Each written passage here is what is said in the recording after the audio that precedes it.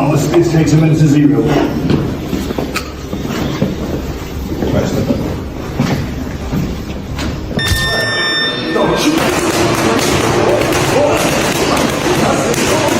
Kid with a real boxer, a real world champion boxer.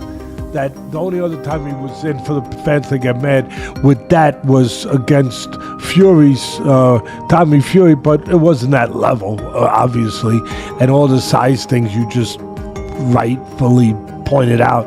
But he would have been in there with, I mean, it seemed crazy.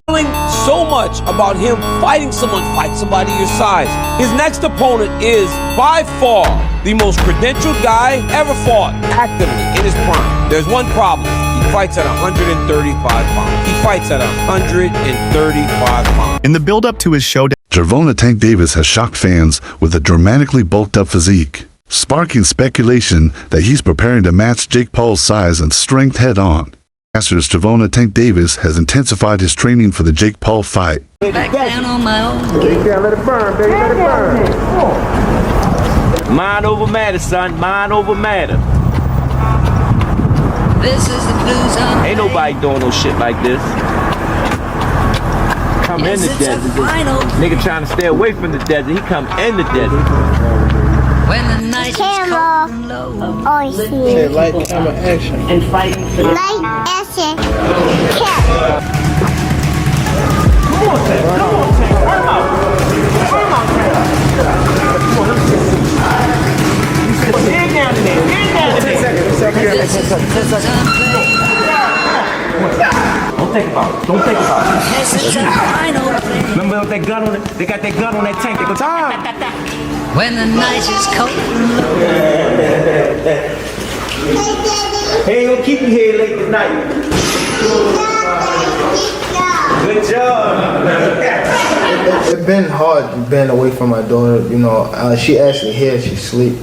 Just being away from her, it was a little touchy, but I know when I'm up, up against. I know that I got pay-per-view. I know I'm fighting a tough opponent, so really I know how to lock in. I know how to shy away from everything. I know how to, I know how to fool around.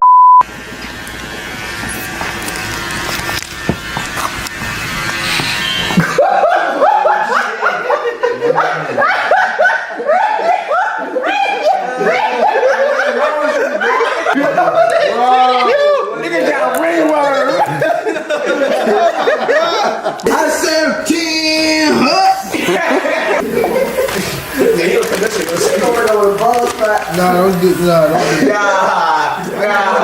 Blending heavy strength work, intense sparring, and conditioning with bigger partners to build size and power without losing his trademark speed and agility. Asterisk with the fight set at a 195 pounds. Jake Paul, Tank Davis fight got moved to Miami. I think Jake wins. Jake's just so big, dude. I think Jake wins. This is different because it's similar. It's similar to Logan versus Mayweather, but Jake Paul boxing now obviously is way more advanced than where Logan was at that moment in time. I mean, it's just fucking sick. I mean, yeah, no, but dude, Have Jake, you ever watched his highlights? Jake can crack, nasty, man. He's so sick. I love that guy, bro. Tank is not the guy that knows how to sell a fight. Tank cannot sell a fight in his own division. You have the Paul brothers and they come over to boxing. Their idea from day one is we don't have the skills or the experience. What we're gonna do is we'll take on the absolute best guys, but they're gonna spot us some pounds. Tank has one job to do, that it doesn't make any difference, that boxing is a real sport. My skills versus your skill, of which I am an abundance of and of which you have none of. Tank is telling anybody that will listen that there's a size problem. My skills and my experience in boxing, I do not have to wonder who's in the bar tonight. Any bar I go to, I rule the bar. No, it turns out that you don't. Just need some big guy to corner you, apparently. Boxing has never stood its ground. Boxing has never been able to explain why Floyd needed a half hour to get rid of a guy who's never boxed before. Tank Davis has already began this. When you choose a dum-dum, don't be surprised when beat Gervonta Davis. This is not a fight that I'm excited for at all. I would rather have Gervonta Davis fighting in a real boxing match against the likes of Lamont Roach, Shakur Stevenson, Keyshawn Davis, Emmanuel Navarrete, Anybody that is in the 135-pound division and around, that's where I want to see Gervonta Davis fight. However, we live in a world where everybody is trying to do things as big as possible. And the biggest fights possible right now, unfortunately for the sport of boxing, is an exhibition fight between Jake Paul and Gervonta Davis. So I do like it for this reason, though. I like it because it is allowing Gervonta Davis to have a fight that is going to be big and that the mainstream media is going to have to cover, the mainstream media outside the world of boxing. Gervonta Davis has been, without a doubt, blocked, having venues blocked, having fighters, having other promoters paying fighters away to go different directions from Gervonta Davis. So Gervonta Davis was in a bit of a hole, and he gets an opportunity to fight Jake Paul for $200 million or whatever. I don't mind it at all. As long as Gervonta Davis comes back to the world of boxing after he gets done with this, hey man, you got your money, no worries.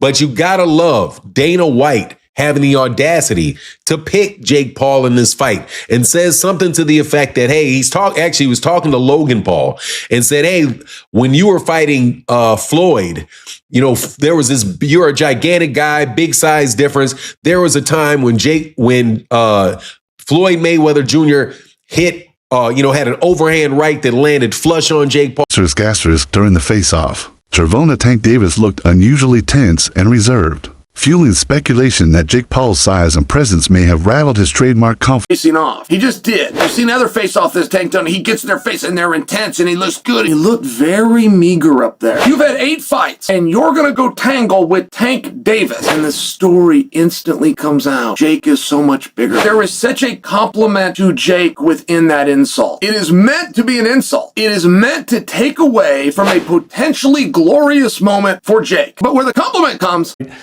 They should also have like the size of the ring, the size of the glove, all that stuff. Particulars should be in the contract. But I would probably look for one thing that is not the common thing to have in a contract if I'm Tank. A ladder. A ladder. Can I get a ladder? Somebody? You know what I mean? Hey, look, if he hits him on the chin the way he can punch, Jake might be doing a dance, you know what I mean? Not voluntarily either. Well, but we'll get into that more later. The thing that I'm talking about right here is what you said. It was stark. The size difference was really, you couldn't ignore it. We understand the talent difference, the experience difference. We understand all of that. But the size, the pure, and we understand small guys can beat big guys. We just saw Crawford do it to Canelo, but a little different. The size difference was, it was eye-catching, jaw-dropping, and it made me think. And I'm going to ask Richie, our man here who's doing all the taping, who does such a marvelous job. I'm going to ask him because I know he's an expert in this area. But it reminded me of one of the Rocky movies where they had the face, where they did the wrestling thing with Rocky and Hulk Hogan, a.k.a. Thunderlips. He was Thunderlips back there. And I thought I had it right. And Asterisk Leonard Ellerby revealed that Gervonta Tank Davis avoided the fight due to personal challenges, focusing on his life over proving himself in the ring and stepping away from Roach. Paul instead. What do you think of that? I think that's terrible. Why? I get it, because at the end of the day, it's the money business, and you want to make the most money, but from what I'm hearing, he can make more money in a fight with me, and if that's the case, why not fight me? Sure. Do you think he beats Jake Paul? Do I think he beats Jake? Yeah. There's a huge size advantage, though. It is, but I think Tank got the skills to make sure he come out on top. Do you think that Jake has gone better? Yeah, I think actually Jake got tremendously better from the time frame that he started till now. And in the right situation, I also could see him become a world champion. Tell you the truth, Gervonta Davis couldn't get up for Lamont Roach. And what does that mean? It means that he could not get inspired, that he was not motivated to fight Lamont Roach, that his mind was not in a place where it was like, yeah, okay, let's get it. And he was going to war with Lamont Roach. He was going through the motions with Lamont Roach during the training camp and could never really get himself motivated to really give the best of himself against Lamont Roach. And that probably affected him during training and during the fight. And that is something that can happen, especially if you really look back on what happened with the Lamont Roach fight and all of the ups and downs about that fight being made. Because first, if you recall, he wasn't supposed to be fighting Lamont Roach. The person he was supposed to be fighting was Vasily Lomachenko. You know, the guy that everybody says that he doesn't want to fight, that he didn't want to fight. Gervonta Davis was up and prepared to fight.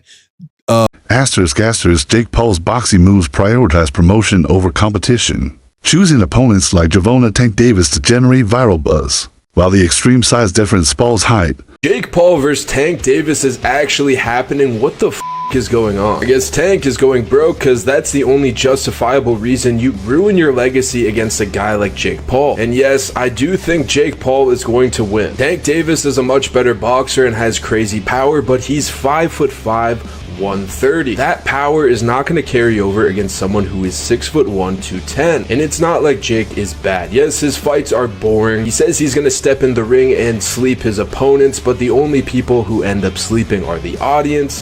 Mike Tyson fight. But at the end of the day, he's a big guy with power who is training boxing full time, and he has beaten some legitimate competition. Woodley, Nate Diaz, Anderson Silva, Mike Perry had a competitive fight with Tommy Fury, but it's crazy how particular Jake has to be when selecting his opponents. They have to have enough clout to be interesting, enough skill to be taken seriously as a threat, but at the same time have clear weaknesses and disadvantages that Jake and his team can exploit to win. Now that he's fighting an elite boxer, he has to fight someone 7 weight classes down. I mean, Tank could win if he makes Jake do a very aggressive weight cut, but I just don't see that happening. I got Jake by 3rd round TKO. He should put me on the co-main event and allow me to fight Francis Ngannou. That would be an easy. Jake Paul versus Gervonta Davis. Does Davis have a chance?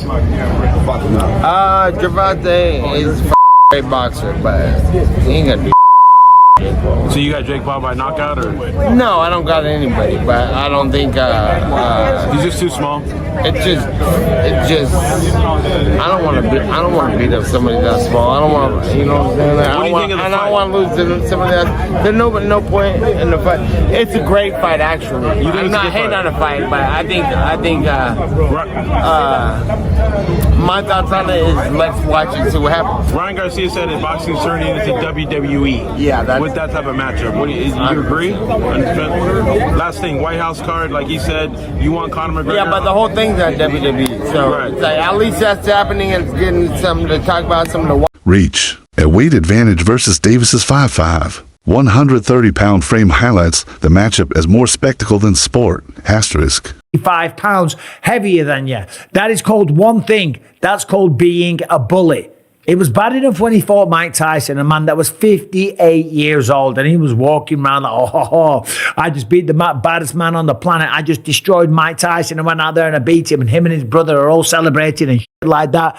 It's like, dude, what are you doing? What don't you understand about this? If you want respect from your peers, if you want everyone on the planet to look at you and take you seriously and give you credit as a boxer, you have to take on challenges that are real. You have to go up against someone that keeps you up at night, against someone that gets you out of bed in the morning to go for a run because the fear of them beating you down is real. Not going up against someone that is so small. If you were to go up to this guy in a bar and try and start a fight with them, people would look at you and say one word: whoa, stop being such a bully. Leave him alone. You are way bigger than this guy. And that's clearly what we have here. It is ridiculous. When you look at the tail of the tape, Gervonta Tank Davis, granted, a very, very skilled boxer, a world champion. He's had some great wins. He's had a tremendous career. He's got 28 knockouts on his record. I'm just looking at the tail of the tape here. 30 years old, Jake Paul, 28. Gervonta Davis is 5'5" tall, whereas Jake Paul is 6'1". I would never dream on picking on a guy that is 5'5" tall. Granted, there's some tough guys out there that are 5'5". Okay, they're smaller guys, but for 5'5", they'll pack a good punch. Typically, they're mixed